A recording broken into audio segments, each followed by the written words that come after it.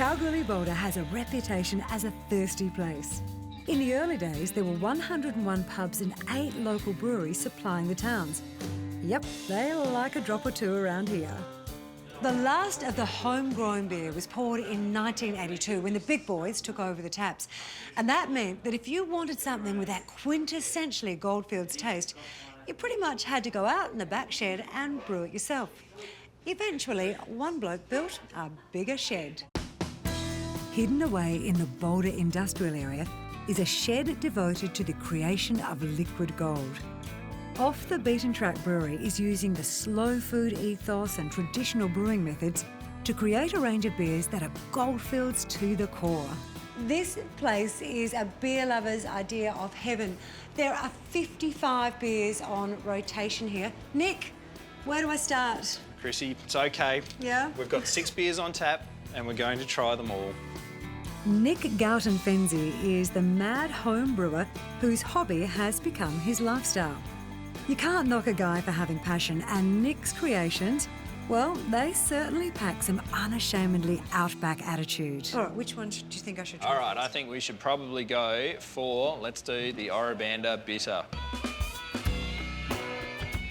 It's an oak barrel aged, and it gives that little bit of earthy, spicy, woody. Yeah, it is earthy, woody. This is the chocolate version. Oh, I like chocolate. This is a roasted cacao nib, almost an espresso sort of note into it. So, I like that one, that's chocolatey, I like that. Okay, and this one here? This is our amber ale. Oh. This place is really rethinking beer in the outback.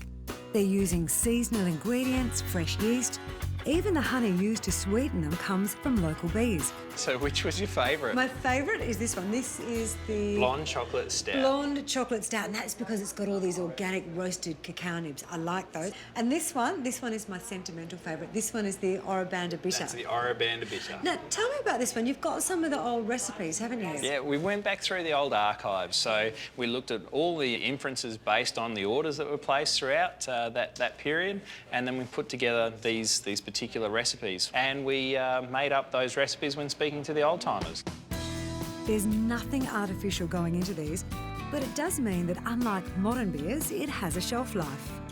In fact, the rule of thumb in the old days was if you couldn't see the brewery from where you were drinking your beer, that beer was not fresh. You can kind of understand why the miners were in such a rush to drink their beers. They may have gone off. Nowadays, the local drop is also sold alongside the big boys in town. But I have to say, there's nothing like hanging out in the shed with a few old mates, or new ones. Old-fashioned Goldfields beer, what's not to love?